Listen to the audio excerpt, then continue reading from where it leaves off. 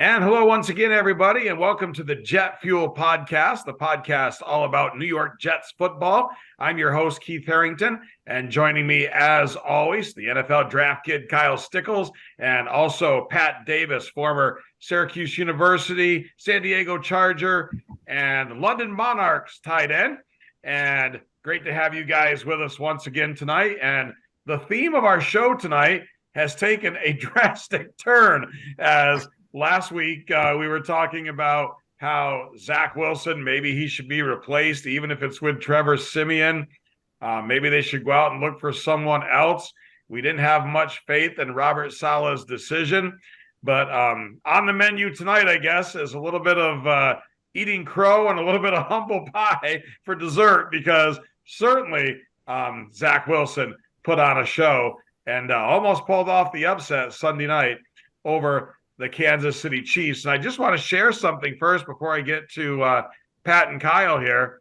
And I had heard this on social media and then went and looked it up before the show, but it was actually the best performance dating back to high school and college that any opposing quarterback has ever had against Patrick Mahomes. Over the course of his NFL and college career, Mahomes has never been involved in a game when the opposing QB had more completions, more passing yards, more touchdowns, and fewer interceptions than he did. And that goes back 127 games. So you can't say more about Zach Wilson's performance. And head-to-head, he was the better quarterback. Even though the Jets didn't win the game, and even though he had a key fumble late, he was the better quarterback in the matchup between himself and Patrick Mahomes, who most people say right now is the best quarterback in the game, and it's not close. But Zach Wilson outplayed him on Sunday. So, Kyle, let's start with you. What did you think of the game played by Zach Wilson on Sunday night? Was it the best game of his career, and did he outplay Patrick Mahomes? Yeah, I definitely think Sunday was his best career start. Obviously, the first quarter, things were not looking so good. Pacheco got a 50-something yard touchdown, down 17-0. Wasn't looking good, but then all of a sudden, I just see Zach Wilson slinging the ball left and right. He looked good out there Sunday. He looked confident. He was throwing the ball good. No interceptions besides that late fumble, but I think he definitely outplayed Mahomes in this game big time. Yeah, I've got to agree with you, Kyle. Probably the best game of his career, and definitely outplayed the guy that everybody says right now is the guy in the NFL's best quarterback, Patrick Mahomes. What do you think about it, Pat? Was it the best game of his career? What do you think about Zach Wilson on Sunday night? I think he played much better, Keith. Definitely was one of the better games of his career. And stat-wise, he definitely came out ahead of Mahomes. And he showed some confidence out there and hopefully gave the Jets something to look forward to and an answer to all of their questions as to why they drafted him so high in the draft a couple years ago. So I think that, he definitely outplayed Mahomes. And hopefully there's better games for him to come.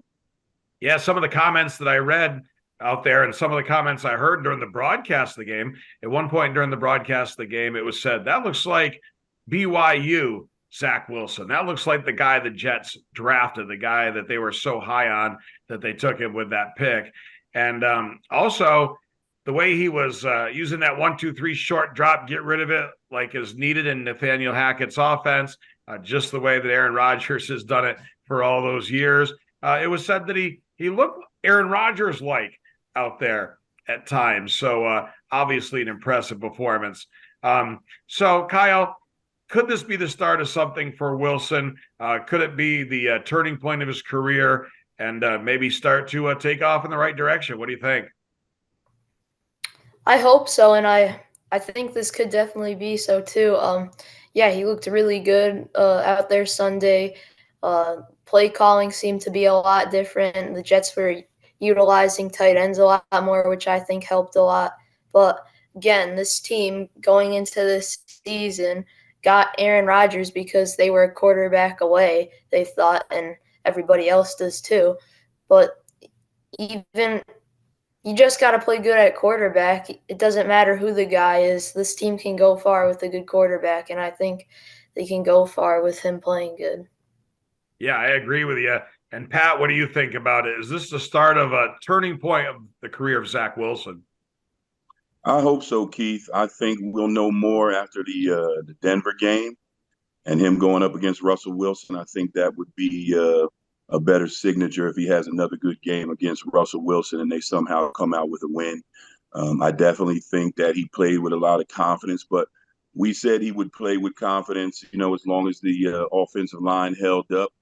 I don't think the offensive line was perfect, but they were much better than they were in previous games. So, yeah, I'm looking forward to seeing if he becomes the Zach Wilson that they've all been looking for him to become.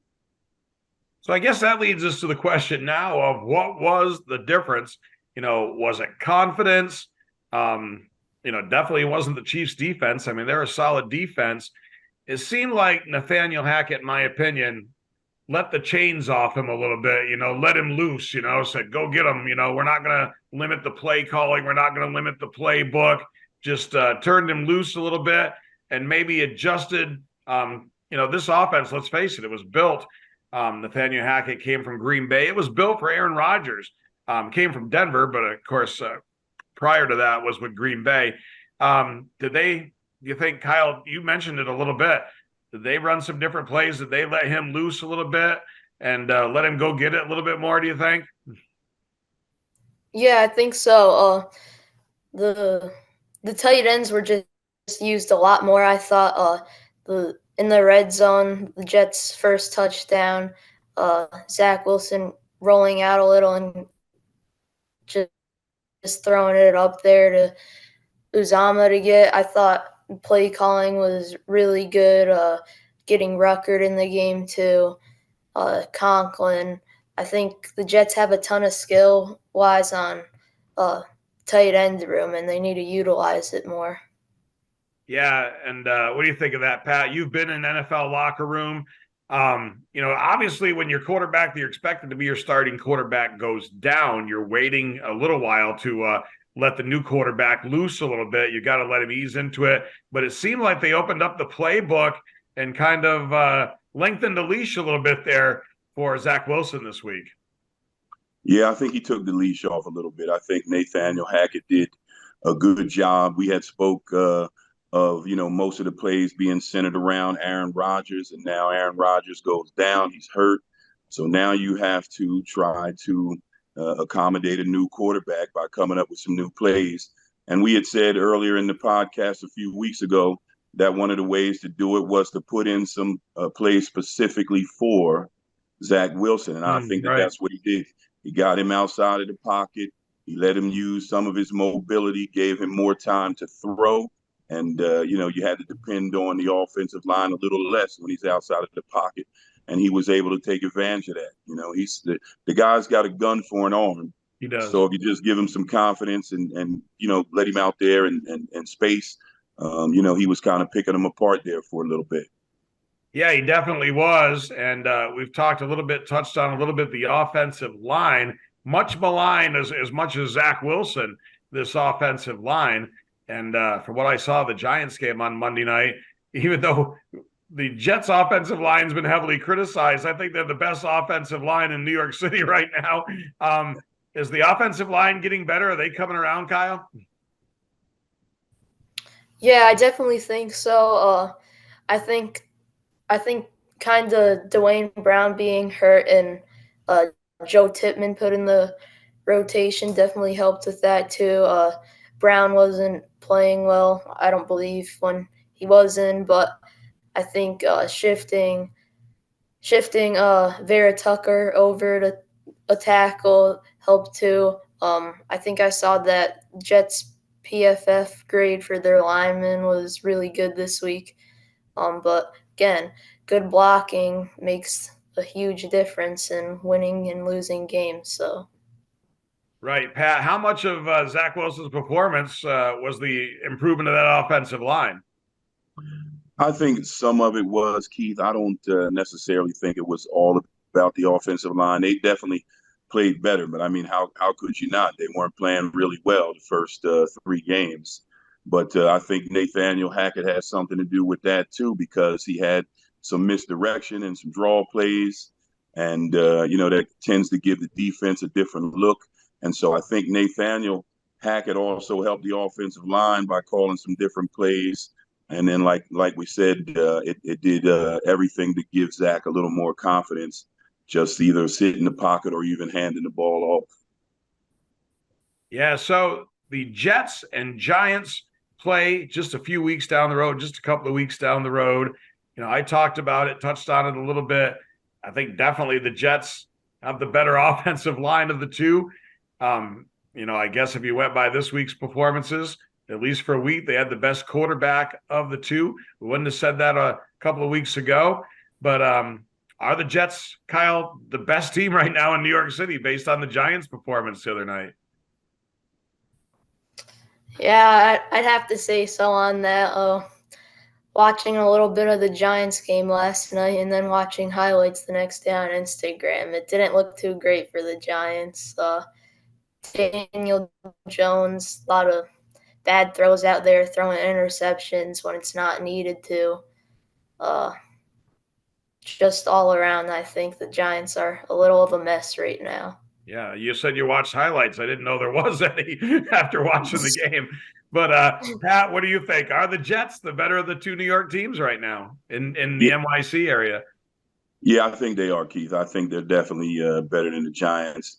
What they do in a couple weeks, we'll have to wait and see. But Daniel Jones and some of the other problems that the Giants are having just seem to be too much right now. They're arguing amongst each other. Even the coach went after Daniel Jones after he threw the one interception. So, he's a $40 million man making bad decisions. So, yeah, the Jets are definitely the better team. Yeah, and an interesting story that I saw on that note, that today at practice, Daniel Jones presented Brian Dable with a new tablet that he bought for him to replace the one that he threw after that pick six that Daniel Jones threw on Monday night, last night. So we'll see. We'll see who's the best team. And when I say the NYC area, of course, the Buffalo Bills fans are going to say that their team is the best team in New York right now. And quite honestly, it'd be very hard to dispute that fact after their performance against Miami.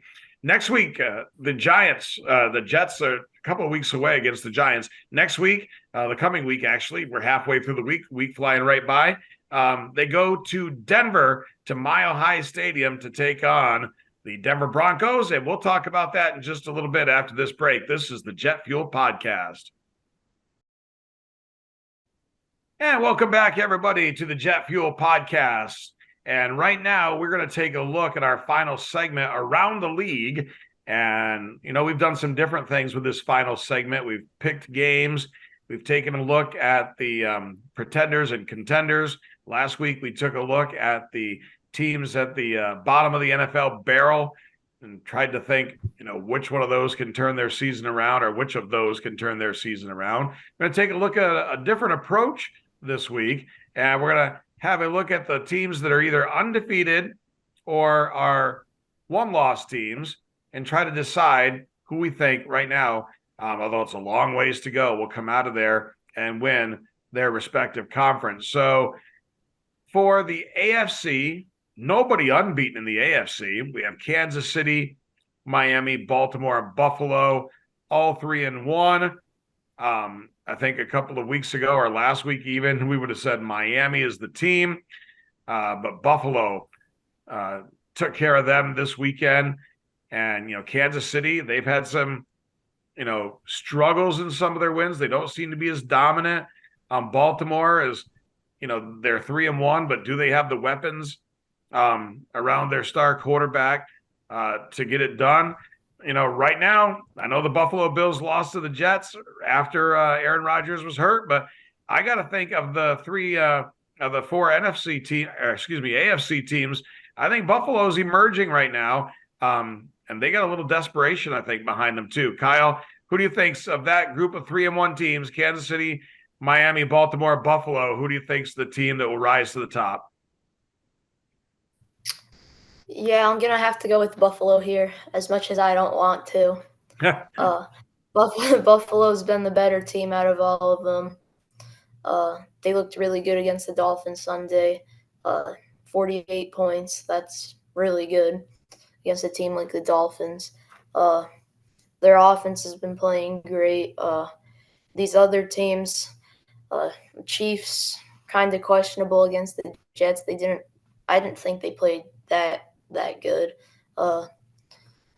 And the Dolphins, they didn't look too great. And the Ravens, uh, they're always in a kind of questionable division where you don't know like who's gonna play good. So Buffalo. All right. Yeah, I agree. I think Buffalo is the entire package right now. But like I said, a week ago we would have said Miami. A couple of weeks ago we would have said Kansas City. Probably. What do you think, Pat, of those teams? Kansas City, Miami, Baltimore, Buffalo. Which one do you see rising to the top? I think I'm going to go with Kansas City. I think the Dolphins, they disappointed a lot of people by getting beat so badly by the Buffalo Bills. A lot of talent in all of the teams that you mentioned. But out of all of them, I think I'm going to still stick with Patrick Mahomes and the Kansas City Chiefs coming out.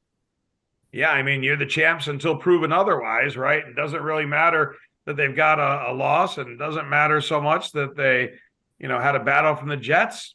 Right now, they're the champs until somebody, takes them off that throne. The Kansas City Chiefs, a lot of people still saying they're the team to beat in the AFC. Switching over to the NFC now, we've got San Francisco and Philadelphia are unbeaten. Dallas, Detroit, and Seattle are 3-1. And, I think it's a toss-up really between San Francisco and Philadelphia. Both teams, very, very good teams. Philadelphia went to the Super Bowl last year. Dallas always seems to find a way to have something go wrong somewhere along the way. And Detroit is new up there at the top. I think they've got to kind of find their way through it this year. They say sometimes you got to lose one to win one, and that might be the case with Detroit this year. Seattle, really impressive against the Giants last night. Geno Smith getting it done. The defense was phenomenal. But I'm going to say San Francisco is the team that's going to come out of here. And I'm going to say it because of two things: their defense and, of course, the way that Christian McCaffrey is playing. So right now I'd give San Francisco the edge. What do you think, Kyle? I'm going to go with Philadelphia here. Those two teams played last year in the NFC Championship together, and I think the main takeaway is how good this Philadelphia offensive line really is, which I think are really special, blocking for Jalen Hurts and everybody, and their defense. They're just all-around good team making it to the Super Bowl. I think they're the team to beat. Yeah, and a guy who I think is becoming a difference maker for them as of late with their running game is DeAndre Swift. He might be a difference maker for that team as the season goes on. Pat, what do you think? San Francisco, Philadelphia, Dallas, Detroit, Seattle. Who do you see right now at this point in time coming out of the NFC? Well, the Eagles have a lot of talent, as you mentioned. They're probably the better team on paper, if not on the field. I do think I agree with you that the 49ers are definitely the team to beat. I'm anxious to see the game between the 49ers and the Cowboys this weekend. I like seeing a game that means so much that, two teams may meet each other, somewhere down the line. I think it's going to prove, how good Dallas is or isn't. And like you said, McCaffrey is having a great year. And with the defense with Bosa in San Francisco, I still see the 49ers being the team that is the team to beat in that division. Yeah, and Brock Purdy is playing well. And, he's got great weapons around him, Ayuk and Deebo Samuel. I mean, it's not all about Christian McCaffrey either. I mean, they have a lot of weapons. So yeah, it's going to be interesting to say the least. I think, those top three are probably the real top three: San Francisco, Philadelphia, and Dallas. And I think on the other side, Kansas City, Miami, and Buffalo. But right now, I'm looking myself at a Buffalo, San Francisco Super Bowl. So it's going to be fun the rest of the way. We could be sitting here next week talking completely about other teams, or at least one of the teams in this group emerging to the top. And as Pat pointed out, San Francisco or Dallas, one of those two is going to get a loss in there this week. So we'll have to wait and see how that plays out. And who knows? A week ago, we were talking about Zach Wilson maybe being done with the Jets. And now we're talking about him outplaying the best quarterback in the league. So that's what a difference a week can make. That's going to wrap it up for the JetFuel podcast this week.